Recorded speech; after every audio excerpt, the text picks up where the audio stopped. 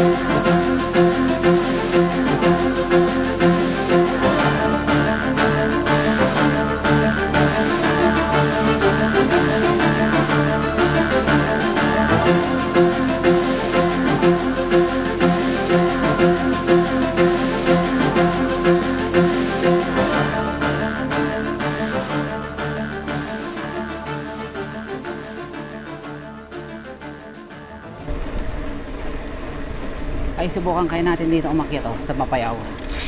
Tignan natin kung kakayanin. Biglang liko biglang nagbago isip, hindi alam kung saan pupunta. Hindi alam kung saan pupunta, bigla na lang lumiko. Last minute decision. Parang namali na naman ako ng desisyon sa buhay Ganda ng kahoy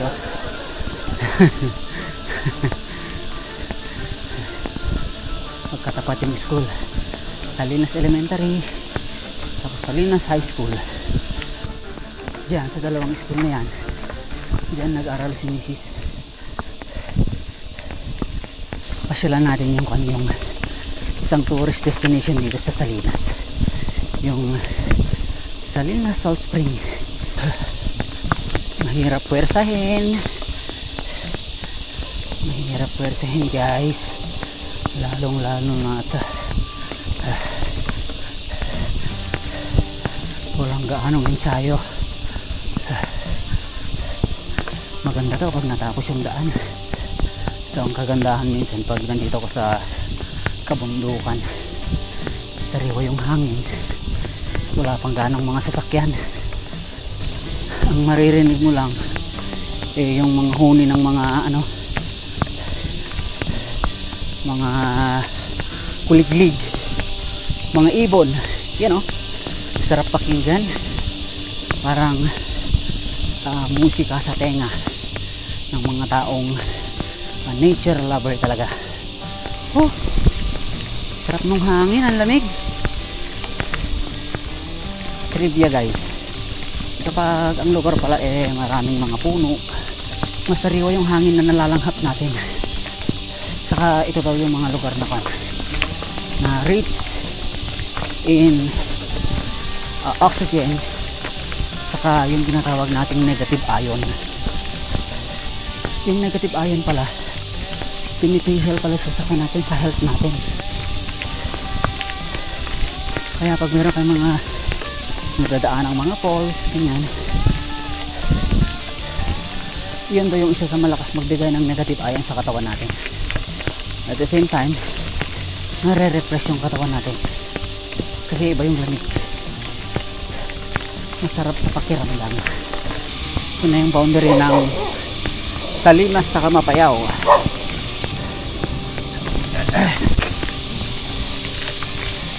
Salinas Salt Spring.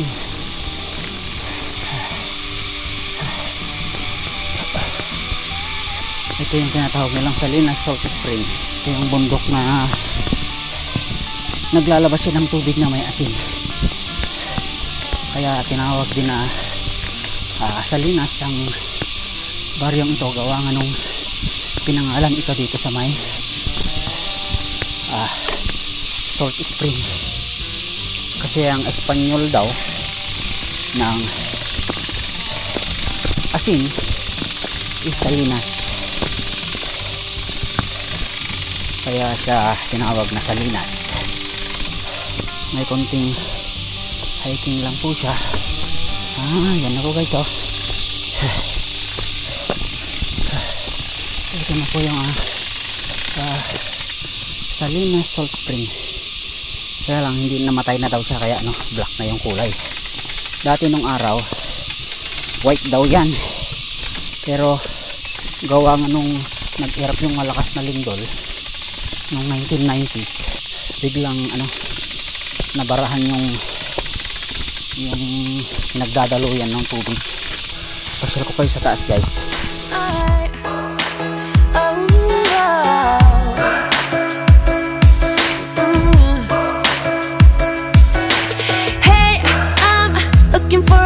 To crash on until night. Shouldn't be the night I go home with anyone.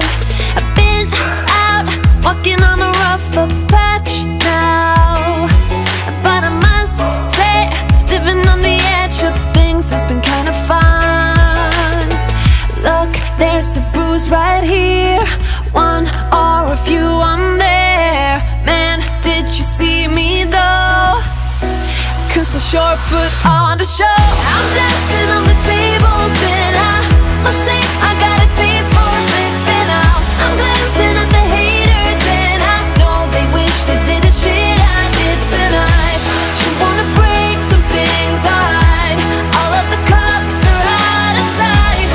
You wanna drink 'cause I can buy. You're dancing on the tables, so am I. I'm not usually the one who acts out all those crazy little things we all kind of dream about.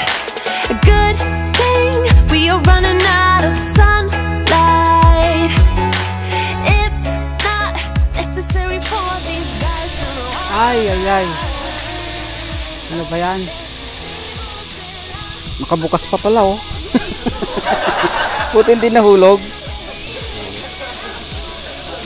Yung tinatawag natin biglaang ride. Madulas, biglaan, hindi alam kung saan pupunta. Ito yung mga magaganda sa kanya. Pag nature tripper ka talaga, bahala na. Pag lumabas ka, walang exact na destinasyon kung saan pupunta. Bahala na ang tadhana ang mag-direct sa'yo kung saan ka pupunta. At least nakita ulit natin yung Salt Spring. Rakyat pa tayo, maaga pa naman. Guys, ang full time natin dapat alas 9 pababa na tayo para at least hindi tayo pagalitan. Lapas natin dito, kaya pa mapayaw, kaya pa hanggang kung saan tayo abutan ng alas 9 pababa na tayo. Hindi tayo dumaan kasi mayroong sasakyang paakyat. Wala na. Hingal dinosaur. Ay dak, nagsasakyan.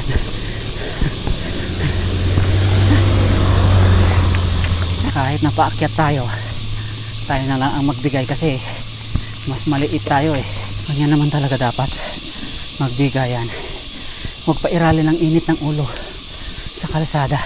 Grabe, sulit ang pagod dito pag ikaw medyo gahol sa oras at kailangan mo lang magpapawis. Dito ka umakyat sa mapayaw, sigurado ko sulit ang pawis mo dito guys. Another trivia guys, alam niyo ba, hindi pala yung pawis natin ang nagbaburn ng fat. Alam niyo ba yan guys? Ang purpose lang ng pawis natin ay cooling system ng katawan. Parang radiator ba? Siya yung nagpapalamig sa katawan natin. Kapag napipil na nung katawan natin yung init, naglalabas siya ng sweat para lumamig yung katawan natin. Ang primary pala na nagbaburn ng fats is yung ating breathing. Yung fats, nako-convert siya in the form of carbon dioxide. Yun yung nilalabas natin pag tayo nag-exhale. Wow! May sasakyan sa likod guys, kaya kailangan natin bilisan maghanap ng open area.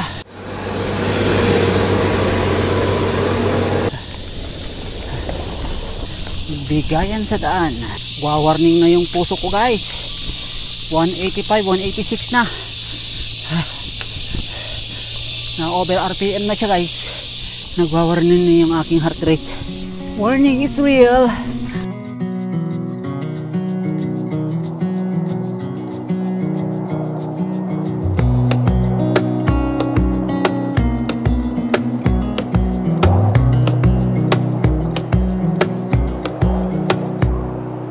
Wish that I could stay in this moment forever, so I can hold you in my arms.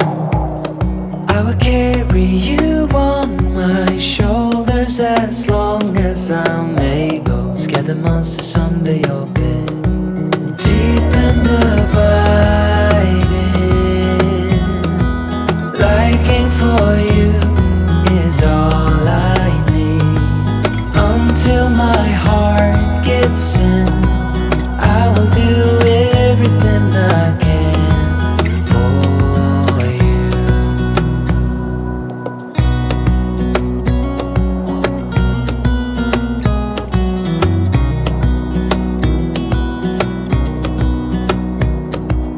You will grow up in the blink of an eye and move out and beyond your own. But no matter what comes your way, I will stay right here beside you to catch you if you fall. And deep and abiding,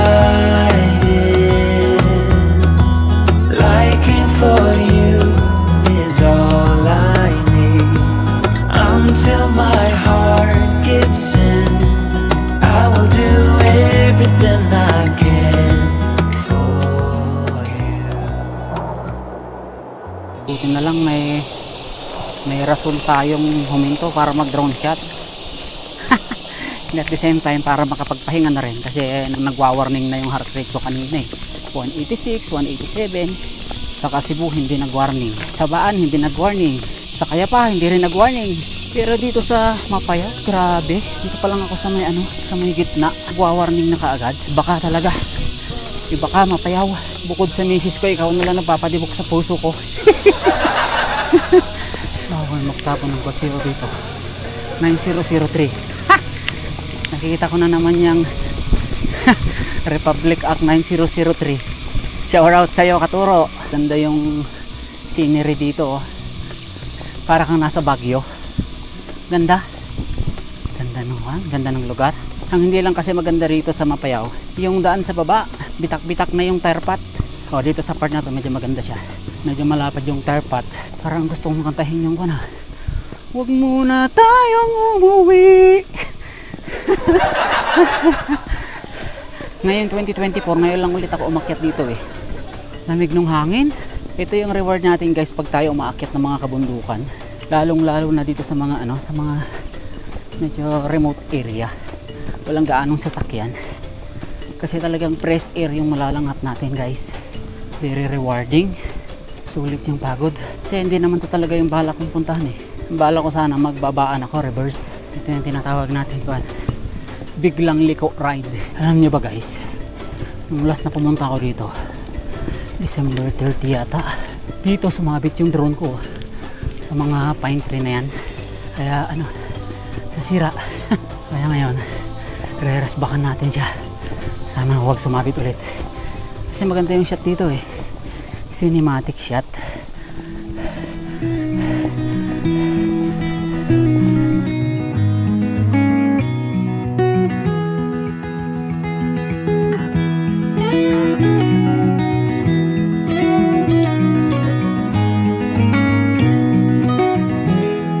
When I'll be coming home, then I'll be at your door. When I'll be coming home, I plan to let you know the longing of my heart, the wish I carry high whenever we're apart. It takes me through the night